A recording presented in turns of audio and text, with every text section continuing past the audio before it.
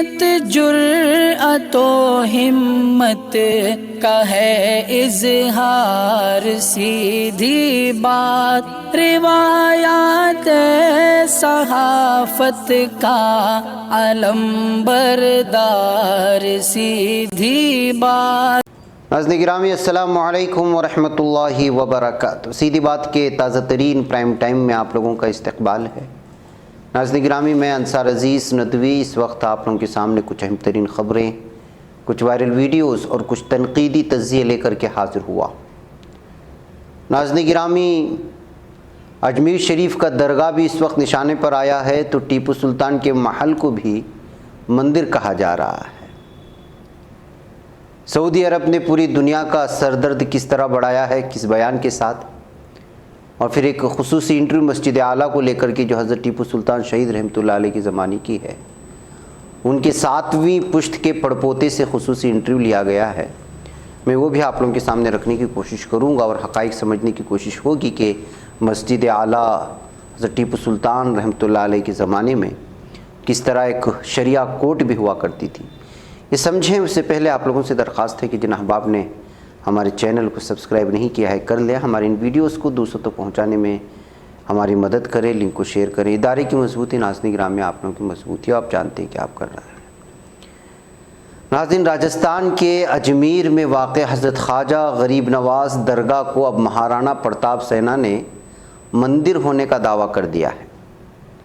तंजीम ने राजस्थान के वज़ीर आला अशोक गहलोत और मरकज़ी हुकूमत को भी ख़त लिखकर इसकी तहक़ीक़ात कराने को कहा है। एक रिपोर्ट के मुताबिक महाराणा प्रताप सेना के अहदेदारों ने एक तस्वीर भेजी, इसमें अजमेर दरगाह की खिड़कियों पर स्वास्तिक के निशानात हैं। सेना के बानी राजवर्धन सिंह परमार दावा कर रहे हैं कि अजमेर के हज़रत ख्वाजा गरीब नवाज़ की दरगाह शिव मंदिर थी, जिसे दरगाह में तब्दील कर दिया गया। क्या बेवकूफ़ी है, किस तरह के लोग हैं ये। राजवर्धन सिंह परमार का ये भी दावा है कि दरगाह में स्वास्तिक का क्या काम है। ये तहक़ीक़ात का मौजू है, हमने मसला उठाया है, हुकूमत को जांच करनी चाहिए। महाराणा प्रताप सेना ने राजस्थान हुकूमत, गवर्नर, मरकज़ी हुकूमत को ख़त लिखा है। अब बताइए नाज़रीन गिरामी, ये वो दरगाह है जिस दरगाह से तो तमाम मज़ाहिब के लोगों की अक़ीदत जुड़ी हुई है, अब उसको भी निशाने पर लिए जा रहे हैं। सेना सरबराह का ये भी कहना कि अगर एक हफ़्ते में तहक़ीक़ात नहीं हुई तो मरकज़ी वज़रा से मुलाकात करेंगे, फिर भी कोई हल ना निकला तो बड़ा एहतिजाज किया जाएगा। महाराणा प्रताप सेना के कारकुन 2000 की तादाद में अजमेर जाएंगे और एहतिजाज करेंगे। इसके अलावा अदालत से भी रुजू किया जा सकता है। तो नाज़रीन गिरामी, इलाक़े में किस तरह से बारिश में जो बरसाती मेंढक होते हैं, उस तरह कैसी नई नई तंजीमें वजूद में लाई जा रही हैं और किस किस तरह के दावे ठोक रहे हैं, और उसको मेन स्ट्रीम मीडिया में लाने के बाद किस तरह हंगामा मचाने की कोशिशें हो रही हैं, इससे आप अंदाज़ा लगाएं। आइए अब आपको ले चलूँ मैं हज़रत टीपू सुल्तान शहीद रहमतुल्लाह अलैह के महल को भी जो है मंदिर कहने की कोशिशें हो रही हैं। वाराणसी में काशी विश्वनाथ मंदिर, ज्ञानवापी मस्जिद तनाज़े के दरमियान एक हिंदू तंजीम ने कर्नाटक के बेंगलुरु में टीपू सुल्तान महल का मसला उठाया। एक रिपोर्ट के मुताबिक हिंदू जन जागृति समिति ने इल्ज़ाम लगाया है कि टीपू सुल्तान महल मंदिर की ज़मीन पर कब्ज़ा करके बनाया गया है। ज्ञानवापी मस्जिद और कुतुब मीनार मस्जिद के तनाज़े के दरमियान हिंदू जन जागृति समिति के तर्जुमान मोहन गौड़ा ने जुमेरात को ज़मीन के सर्वे का मुतालबा किया। इंडिया टुडे में भी ये रिपोर्ट छपी हुई है। उसके मुताबिक उन्होंने कहा कि बहुत से लोगों ने बेंगलुरु में टीपू सुल्तान महल के बारे में बात की है। पहले इस ज़मीन कोटे वेंकटरमण स्वामी मंदिर की थी। टीपू सुल्तान के दौर में इस पर तजावुज़ात की गई थी। नाज़रीन गिरामी, लगातार अब इसकी तफसीलात में क्या आपको ले जाएं, अलग अलग तरह की जो है चीज़ें इस वक्त सामने लाने की कोशिशें हो रही हैं और क्या कुछ हो रहा है। अब इसकी तफसीलात में क्या जाए, आपको मालूम होना चाहिए कि एक हफ़्ते कबल कर्नाटक में 2 मंदिरों में आरती के नाम को बदलने की सिफारिश की गई थी, जिनका ताल्लुक़ टीपू सुल्तान से बताया जाता है। ये मामला तमिलनाडु के मंड्या में मेलुकोट चेलुवनारायण स्वामी मंदिर से मुताल्लिक़ है। एक रिपोर्ट के मुताबिक ज़िला इंतज़ामिया ने कई हिंदू तंजीमों के एहतिजाज के बाद मेलुकोट चेलुवनारायण स्वामी मंदिर की सलाम आरती का नाम सिंध्या आरती रखने की सिफारिश की। सलाम आरती को सदियों से देवतेगे सलाम के नाम से जाना जाता है। ये भी कहा जाता है कि टीपू सुल्तान के दौर में मंदिर की पुजारियों ने रोज़ाना शाम 7 बजे देवतेगी सलाम के नाम से देवता की सदारत का रिवाज शुरू किया था। वैसे दाएं बाजू की तंजीमें टीपू सुल्तान को लेकर मसला उठाती रही हैं, बीजेपी टीपू सुल्तान का मसला भी उठाती रही है और ये सारी चीज़ें आपके सामने हैं। और वज़ीर आला BS येडियुरप्पा ने 2019 में सेकेंडरी स्कूलों की तारीख की किताब से टीपू सुल्तान के बाप को हटाने की बात की थी, उस पर काफ़ी तनाज़ा हुआ था। नाज़रीन गिरामी, ये इस वक्त कर्नाटक के ऐसे हालात हैं कि जो है यहाँ पर कब क्या कौन सा मसला उठाया जाए और उस पर किस तरह हंगामा खड़ा किया जाए पता नहीं चलता। बहरकैफ नाज़रीन गिरामी, हेट स्पीच मामले के सिलसिले में कांग्रेस लीडर की ज़मानत इस वक्त मनसूख किए जाने की खबरें आ रही हैं। मुसलमानों के ख़िलाफ़ नफ़रत अंगेज़ तकरीर के मामले में सीनियर लीडर PC जॉर्ज की ज़मानत को बुध के रोज़ केरला के एक मजिस्ट्रेट अदालत ने मनसूख करके चंद घंटे बाद पुलिस ने उन्हें गिरफ़्तार कर लिया। जॉर्ज ने तकरीर 29 अप्रैल को दी थी। एक सीनियर अहदेदार ने बताया कि पुलिस अफसरान की एक टीम जो तिरुवनंतपुरम से आई थी, उसने बाज़ाब्ता तौर पर एर्नाकुलम AR कैंप से उसको गिरफ़्तार किया और अपनी तहमील में ले लिया है। इन्होंने मुसलमानों के ख़िलाफ़ नफ़रत अंगेज़ बात करते हुए सुर्खियों में आने की कोशिश की थी। नाज़रीन गिरामी, सऊदी अरब इस वक्त आलमी सतह के तमाम ममालिक का सर दर्द बढ़ा दिया है।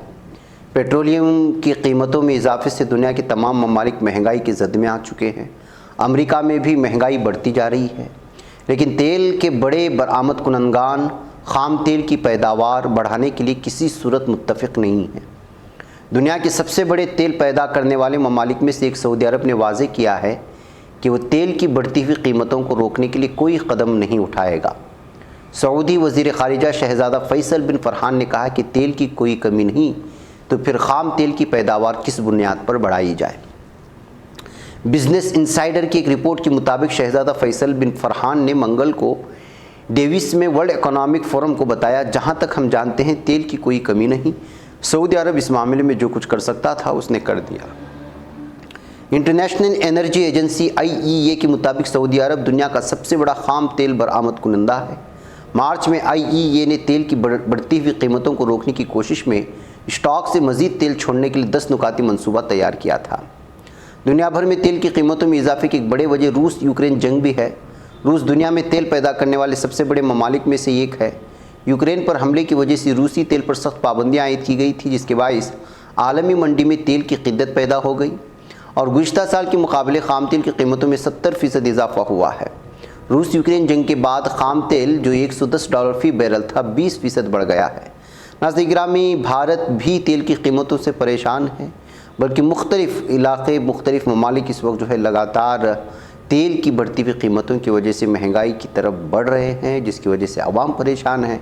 और जब आवाम परेशान होते हैं तो हुक्मरानों की बारी आती है, उनकी हुकूमतें गिर जाती हैं, जैसा कि हम आमतौर पर देख रहे हैं।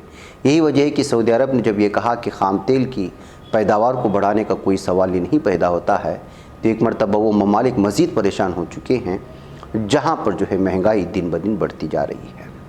बहरकैफ नाज़रीन गिरामी, आपको मालूम होना चाहिए कि मस्जिद आला को भी निशाना बनाया जा रहा है, जो हज़रत टीपू सुल्तान शहीद रहमतुल्लाह अलैह के ज़माने की थी, श्रीरंगापट्टनम में मौजूद है। इस मौके पर एक खुसूसी शख्सियत के साथ जो है मैंने इंटरव्यू लिया है। मैं वहीं पर उनका तारुफ भी पेश कर दिया हूँ हमारे रूबरू प्रोग्राम में, आप वहाँ उसको देख लें। मुझे इजाज़त दें। अस्सलाम वालेकुम रहमतुल्लाहि व बरकातहू। नाज़रीन गिरामी, भारत देश में इस वक्त शरपसंद अनासिर कहें या अपने जहन दिमाग में एक मखसूस कम्युनिटी या मज़हब या मुसलमानों के ख़िलाफ़ जो नफ़रत लेकर के चल रहे हैं, उसके नताइज जिस किस्म से हमारे सामने आ रहे हैं वो जानते हैं। ज्ञानवापी मस्जिद, बेंगलुरु की मस्जिद, मथुरा की ईदगाह मस्जिद और उधर कुतुब मीनार भी निशाने पर है, तो ताजमहल भी है। और आज ताज़ा खबर आ रही है कि अजमेर शरीफ की दरगाह मस्जिद पर भी इन लोगों ने दावा ठोक दिया है। ऐसे हालात में हज़रत टीपू शहीद रहमतुल्लाह अलैह की दौर की एक तारीख़, जिसको मस्जिद आला जामे मस्जिद और उस दौर में शरिया कोड जहाँ से चलता था, उस पर भी दावा ठोक करके पूरी तरह से जो है मुसलमानों को न सिर्फ ज़हनी हरासानी है बल्कि मजहबी और शनाख्ती हरासानी भी जारी है। ऐसे हालात में हमारे साथ इस वक्त ख़ास मेहमान को आप देख रहे हैं। ये हज़रत टीपू सुल्तान शहीद रहमतुल्लाह अलैह की 7वीं पुश्त से ताल्लुक़ रखते हैं, यानी कि उनके पड़पोतों के पड़पोते हैं, ऐसा भी कह सकते हैं, इसलिए कि 7वीं पुश्त आप अंदाज़ा लगा सकते हैं। साहिबजादा सैयद मंसूर अली साहब जो कि तहरीक खुदादाद के नेशनल प्रेसिडेंट भी हैं और भी मुख्तलिफ़ तंजीमों से जो है जुड़े हुए हैं। मैं सोच रहा था कि जब मस्जिद आला को कर्नाटक के मुतासिब हिंदुत्ववादी तंजीम निशाना बना रहे हैं तो क्यों ना उन्हीं के औलाद में से उसकी तारीख़ को जानने की कोशिश करें। ऐसे में मैं साहिबजादा सैयद मंसूर अली साहब से ही उनके हज़रत टीपू सुल्तान शहीद रहमतुल्लाह अलैह से उनके ख़ानदानी जो रवाबित हैं वो, और क्या तारीख़ रही है श्रीरंगापट्टनम की और मस्जिद आला की क्या तारीख़ रही है, ये सारी चीज़ें जानने की कोशिश करते हैं। साहिबजादा सैयद मंसूर अली साहब, आपका इस्तकबाल है। सीधी बात कि हमारे इस स्टूडियो में आपने अपना कीमती वक्त निकाल कर के यहाँ तक तशरीफ़ लाने की ज़हमत उठाई, उसके भी हम शुक्रगुज़ार हैं। आप मुझे बताएं कि क्या हो रहा है आपके इलाके में, और आपके हज़रत टीपू शहीद रहमतुल्लाह अलैह तो हमारे हीरो हैं, उनके साथ जो है जो कुछ हो रहा है और जो कुछ हुआ, ये सारी चीज़ों के बीच में अब मस्जिद आला निशाने पर है। अस्सलाम वालेकुम। तमाम आपके व्यूअर्स और नाजरीन को मेरा आदाब और सलाम। पहले तो मैं तहे दिल से आपको मुबारकबादी देता हूँ जो हमेशा आपकी चैनल के ज़रिए से अवाम और इंटरनेशनल तक भी एक ख़बर सच्चाई की तरफ सीधी बात के ज़रिए जा रही है। जी जी जी। जब मसला जभी भी टीपू सुल्तान शहीद रहमतुल्लाह अलैह को निशाना बनाया गया, या तो सियासत समझकर या फिर अपने आप को पोलराइज कर कर हिंदुत्व एक तरफ, मुसलमानों को एक तरफ दिखाकर टीपू सुल्तान शहीद को ना के हीरो हैं, एक विलन के रूप में ये साबित करना चाहते हैं। ये बेबुनियादी, बेसलेस हैं, ये कभी कामयाब नहीं हो सकते क्योंकि अच्छे अच्छे बड़े बड़े हिस्टोरियंस, उलमा इकराम उस ज़माने के मशाख़ीन तमाम ने तहनीत देकर टीपू सुल्तान शहीद रहमतुल्लाह अलैह के बड़े बड़े जंगों में साथ देकर यहाँ तक 90% की हिंदू समाज जबकि 10% की मुस्लिम समाज थे, जहाँ जहाँ टीपू सुल्तान शहीद रहमतुल्लाह अलैह एक मसाजिद बनाई, उससे कहीं बढ़कर हज़ारों एकड़ ज़मीनें मठों को, देवलों को, यहाँ तक रहन सहन करने के लिए कंट्रीब्यूटेड, जो लैंड अबॉलिशन एक्ट आज जो कहते हैं उसके तहत टीपू सुल्तान ने पट्टा लैंड्स दिए थे। ये तमाम समाजें उनका शुक्रगुजार थी 200 साल तक भी, आज भी है। ये शरारत पसंद जब से फ़िरक़ा परस्त ताकतें आगे बढ़ी है, जिसको कह सकते हैं VHP, RSS, बजरंग दल, उनका एक मोटिव है कि उन लोगों के तहत आज़ादी नहीं मिली थी, उन लोगों का किरदार कभी रहा नहीं आज़ादी में, तो जो जो आज़ादी के लिए पार्टिसिपेट किए उन तमाम का इतिहास से हटाए, उनके दिए हुए कॉन्ट्रीब्यूशंस को भी मिटाए, उनको इतिहास को ख़त्म करे करके जब तक हम और आप जैसी शख्सियतें हैं और तमाम हमारे उलमा इकराम हैं जो जज्बा जिंदा ये होने नहीं देंगे।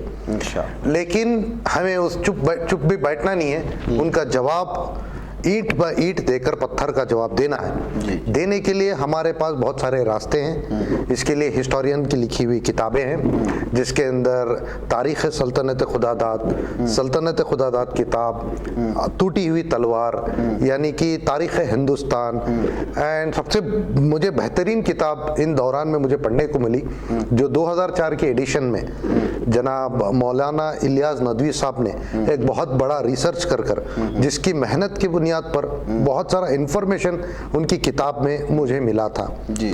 उसका रेफरेंस भी जब मैं लेता हूं तो मस्जिद आला का बहुत बड़ा रेफरेंसेस मिलते हैं। जी, आज जब मस्जिद आला और जामिया मस्जिद पर निशाना बनाने का मकसद ये है कि कर्नाटक इलेक्शन के नज़दीक पर है, जब भी इलेक्शन करीब आता है तो पोलराइज करने के लिए कुछ सेक्युलर जमातें टीपू सुल्तान शहीद का जब हाथ थाम कर टीपू सुल्तान शहीद की यौम पैदाइश बनाते हैं तो टीपू सुल्तान शहीद की अपोजिशन पार्टियां उनको नेगेटिव बनाकर मुस्लिम वोट को पोलराइज करने के लिए टारगेट बनाते हैं। जिस तरह से उत्तर प्रदेश में हाल ही में ज्ञानवापी मस्जिद या फिर ताजमहल को तेजो महल जैसे एग्जाम्पल, हाल ही में मंगलूर की मस्जिद और जामिया मस्जिद को भी निशाना इसलिए बना रहे हैं, ये एक मुसलमानों के सेंटिमेंट से जुड़ा हुआ है। जहाँ इस मस्जिद उस ज़माने में नवाब हैदर अली टीपू सुल्तान शहीद के वालिद मोहतरम सल्तनत खुदादाद के वाली बादशाह 1770 में जब टीपू सुल्तान शहीद रहमतुल्लाह अलैह एक सिपह सालार पूरी तरह से मुकम्मल हो गए थे, बादशाह तो नहीं थी क्योंकि उनके वालिद मोहतरम बादशाह पे बैठे हुए थे। जब तारीख ये बताती है कि टीपू सुल्तान शहीद जब खेल रहे थे उस मैदान पर, कि टीपू सुल्तान शहीद के ज़माने में एक सूफी बुजुर्ग का, यानी कि जिसको कह सकते हैं नुजूमी या फिर आने वाले दिनों के बताने वाले, चेहरा देखकर जैसे एग्जाम्पल्स बताते हैं, वो दौरान वक्त में गुजर हुआ उनका। और हज़रत टीपू सुल्तान शहीद रहमतुल्लाह अलैह जब 7 या 6 साल की उम्र में जब वो खेल रहे थे, टहल रहे थे, जबकि वो मुकम्मल हाफिज कुरान हो चुके थे, जब तो अब जैसे आज के दौर में बुजुर्गान दीन है, जैसे कि हमारे अमीर शरीयत हैं, ऐसे सब जैसे बच्चों को फरमाते हैं बेटा एक दिन आप फला फला टाइम पर बड़े शख्सियत बनेंगे, ऐसा ही बुजुर्ग ने देखकर बताया कि बेटा आप एक दिन बहुत बड़े बादशाह बनोगे। जिस टाइम पर आप बादशाह बनोगे, हमारी मिल्कियत के लिए, मुसलमानों की बेहतरी के लिए यहाँ पर एक खाली मैदान पर मस्जिद बनाए। ये एक पहला एविडेंस मिलता है कि वहाँ पर एक खाली मैदान था जिसमें हर किताब में इसका दस्तावेज मौजूद है। थोड़ा वक्त जाते जाते, जबकि किला बहुत बड़ा था लेकिन आबादी बढ़ गई थी, 20 लाख की आबादी थी सल्तनत खुदादाद की, और सल्तनत खुदादाद की आबादी के दौर में श्रीरंगपट्टनम जो एक शहर, कैपिटल सिटी ऑफ सल्तनत खुदादाद था, वहाँ पे 20 लाख की आबादी में कम से कम 18 से 15 लाख नॉन मुस्लिमों की आबादी थी, जबकि 30 से 35 हजार फ्रेंच ऑफिसर्स की आबादी थी, जबकि मुसलमानों को सिर्फ एक ही मस्जिद थी वहाँ पर जिसका नाम मस्जिद फातिमा था। अच्छा जी, जहाँ पर मंदिरों की आबादी वहाँ पे 35 से ज्यादा मंदिरें थी। रंगनाथ स्वामी मंदिर, गणेशा की देवस्थाना, शिव की मंदिर, नंदी मंदिर। अगर टीपू सुल्तान शहीद देशद्रोही या हिंदू विरोधी थे, पहले वो देवस्थानों को तोड़ाते, जबकि टीपू सुल्तान शहीद ने कभी वो देवस्थानों को हाथ नहीं लगाया, बस कि इसके बदले में जब इनके प्राइम मिनिस्टर टीपू सुल्तान शहीद के पूर्णिया पंडित थे, वो भी एक बहुत बड़े उस दौर के स्वामी, जिसको ऋषि स्वामी कहते हैं, जैसे आज हमें श्रृंगेरी मठ के स्वामी को ये लोग अदब देते, उस तरह का उनका मकाम था। उनकी सरपरस्ती में टीपू सुल्तान शहीद चाहते तो वक्त के बादशाह अपने आप से इजाजत लेकर, अपने आप के हुक्मरान, वो कुछ भी फैसला ले सकते थे, फैसला नहीं लिया। गोवर्धन स्वामी को इनवाइट किए, ये तमाम स्वामियों की इजाजत से कहा कि आपकी सरपरस्ती में मस्जिद आला की यानी कि कंस्ट्रक्शन चालू हो, जिसके संगे बुनियाद भी टीपू सुल्तान शहीद के वालिद के साथ उस ज़माने के उलमा इकराम, उस ज़माने के मुफ्ती आज़म, मशाइखीन और तमाम पंडितों की गैर हाज़िरी में ये काम चालू हुआ। मुकम्मल तरीके से 1770 में जब मस्जिद बनी गई, उस ज़माने में क्या था, आज के ज़माने में हमें आर्किटेक्ट नए तरह के मिलते हैं, जैसे कि टर्की की कोई आर्किटेक्ट की मस्जिद है बेंगलोर के अंदर, कहीं सऊदी अरब के आर्किटेक्ट की है, कहीं पे एग्जाम्पल यूरोपियन की भी है कहीं मस्जिदों पे। उसी तरह टीपू सुल्तान शहीद कभी किसी का दिल नहीं दुखाते थे। यानी कि इंडो हिंदू इस्लामिक कल्चर से वो मस्जिद बनाई गई थी, ताकि वो मस्जिद सिर्फ मस्जिद ना रहे, लोगों की एक कोर्ट बने जिसमें लोगों का मसाइल हो, लोगों की परेशानियां वहां पर मुझ तक यानी कि मालूम हो, क्योंकि आप तो पंजगानी नमाजी थे, साहिब तरतीब थे, आपका तो हर जब वो सल्तनत खुदादाद की कैपिटल में रहते तो 5 टाइम मस्जिद पे आते थे, लोगों से उनको डायरेक्ट मिलना उनको पसंद था, जबकि दूसरे बादशाह कभी डायरेक्ट नहीं, दीवान के जरिए या फिर कमांडर्स के जरिए मैसेज आता था। टीपू सुल्तान शहीद हमेशा जब मस्जिद के बाहर निकलते, लोगों की भीड़ खड़ा रहती थी, जिसमें हिंदू था, मुसलमान था, क्रिश्चियन था, सिख थे, तमाम समाजों ने टीपू सुल्तान शहीद को दस्तावेज देते थे कि हमारी ये परेशानी है। उसी दौरान में टीपू सुल्तान शहीद ने ये तय किया, यहाँ पे एक हमेशा पंचायत बैठे, उस तमाम जो मंटप जिसको कहते हैं, आज के दौर में हम कहते हैं कल्याणा मंटप जिसको, उसका नाम उस जमाने में हिंदू के कन्नड़ के अंदर मंटप कहा करते थे। उस मंटप को इस तरह से डिजाइन किया गया कि लोग कोई भी समाज का है बुरा ना माने, तो इसलिए उसका आर्किटेक्ट इस तरह से बना गया कि उसके अंदर जानवरों के भी कुछ निशान, जिसमें टीपू सुल्तान शहीद को शेर बहुत पसंद थे, जिसमें बाघ बहुत पसंद थे, जिसके अंदर कुछ हाथियों के भी निशान हैं, इसका एक सिंबल है। सिंबल का मतलब नहीं, ये नहीं कि वहाँ पे एक मंदिर थी। अगर वो मंदिर अगर होती तो वहाँ पे एक मूर्ति होना था या फिर पूजा का पार्ट टाइम चलना था, जिसके अंदर पूर्णिया पंडित चाहते तो भी टीपू सुल्तान शहीद के बाद उस मस्जिद का ऐलान करके नहीं ये मस्जिद हमारी है, इसको तोड़वाना है करके। ऐसा कहीं भी दाखिलों में कोई चीज़ नहीं है। It is a total baseless. जहाँ बेस भी अगर हम फाइंड आउट करेंगे ये लोग हार जाएंगे। लेकिन हमें उसमें मजबूती से मैंने आगाज़ लिया है, इन तमाम उलमा इकराम की मदद लेते हुए, तमाम एडवोकेट्स की मदद लेते हुए, सबका मशवरा कर इस मुहिम को हम आगे बढ़ाते रहेंगे और चलाते रहेंगे। इस वक्त जो मस्जिद आला का जो मामला चला, इस सिलसिले में जो है क्या एक मजबूत दावेदारी हो रही है मुसलमानों की जानिब से आपके हिसाब से, या फिर ऐसे ही बस? मैं बात को आप और एक बात कंप्लीट कर देता हूँ हजरत। 1954 के एक्ट में आसार ख़दीमा बना। आसार ख़दीमा हिंदुस्तान की सरकार भी ये डॉक्यूमेंट बनाई कि जो हाल आज़ादी से पहले की थे वही चीज़ों को वैसा ही मेंटेन किया जाए। लेकिन ये हमारी बेफरमानी समझिए या फिर नादानी या फिर कुछ, बाबरी मस्जिद हम गवा लिए। फिर बाबरी मस्जिद गिरने के बाद एक फिर 1991 का एक्ट बना जो मसाजिद आर्कियोलॉजिकल के अंदर है, एज पर द स्टेटस होनी चाहिए। लेकिन अब ये लोग एक रास्ता बना रहे हैं, जैसे कि तंजीम, हिंदू तंजीमें, कि हम इस मस्जिद को टेम्पल प्रूफ करें।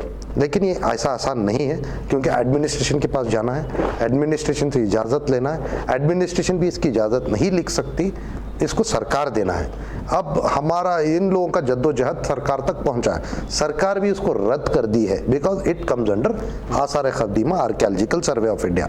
अब हमारे तरफ से एक मेमोरेंडम उनका जाने के बाद हम लोगों ने डीसी को एक प्रेशराइज कमेटी तैयार की, जिसके अंदर दलित समाज के कुछ लीडर, कन्नड़ा समाज के कुछ लीडर, जो मुसलमानों की कुर्बानियाँ टीपू सुल्तान को याद करते हैं, उन तमाम तंजीमें मिलकर, यहाँ तक मेरी उसकी फॉरवर्डिंग कर हमने एक रिप्रेजेंटेशन दिया कि डीसी इस चीज़ के लिए आगे ना ले, इसको सरकार तक पहुंचाए।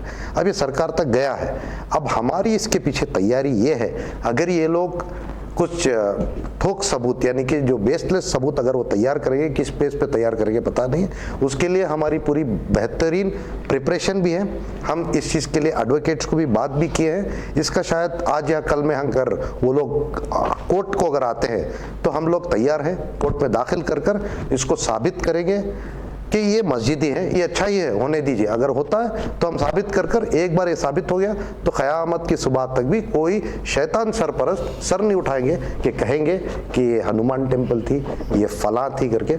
ये मैं समझता हूँ ये सिर्फ और सिर्फ एक नफरत की आग लगाने के लिए हमारे ऊपर इल्ज़ाम दिए जा रहे हैं। आने वाले इसके इलेक्शंस की तैयारी हो रही है। आप जो है 7वीं पुश्त से ताल्लुक़ रखते हैं हज़रत टीपू सुल्तान की, तो अब हज़रत टीपू सुल्तान रहमतुल्लाह अलैह की 7वीं पुश्त के औलाद में कितने लोग हैं? हज़रत टीपू सुल्तान शहीद रहमतुल्लाह अलैह के 7 बेटे थे, 3 बेटियां थी।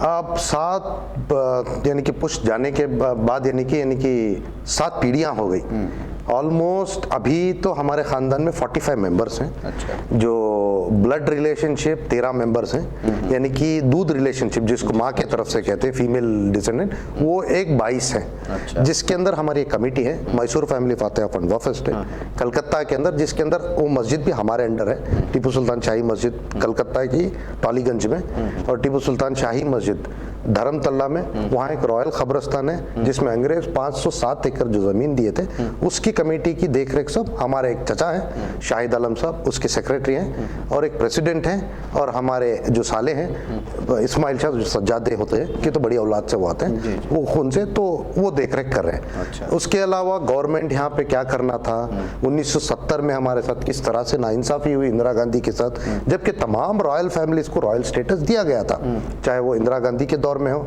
चाहे जवाहरलाल नेहरू के दौर में हो, चाहे वो राजीव गांधी के दौर में, हर किसी को, जैसे ज्योतिराज सिंधिया जिन्होंने इन्होंने वफादार समझा, लेकिन एक ना एक दिन धोखेबाज बनकर बीजेपी जा गए। चिदम्बरम, ये तमाम ऐसे एक एग्जाम्पल्स बता रहा हूँ, ये तमाम राज्यसभा एंजॉय करते हुए रॉयल फैमिलीज की रॉयल स्टेटस एंजॉय किए, लेकिन हमारा घराना, हमारा खानदान खुददार है। हम लड़ते रहेंगे आखिरी दम तक, हम कभी किसी सरकारों से भीख नहीं मांगे, अलबत्ता हम देते हुए आते रहेंगे इस चीज़ के लिए। तो बहुत लंबा वक्त हो गया नाज़रीन गिरामी, लेकिन साहिबजादा सैयद मंसूर अली साहब के पास जो है बहुत ज़्यादा मालूमात हैं हज़रत टीपू सुल्तान शहीद रहमतुल्लाह अलैह। फिर जो कुछ हालात इस वक्त कर्नाटक के बन रहे हैं वक्तन फ़वक्तन हज़रत को दावत देती रहेंगी। लंबा वक्त भी होगा तो आप बोर हो जाएंगे। हम दोनों को यहाँ पर इजाज़त है। अस्सलामु अलैकुम वरहमतुल्लाहि वबरकातुहू। नहीं बच पाता है कोई सहाफ़ी की निगाहों से, मिलाता है ये लोगों को मोहब्बत की पनाहों से।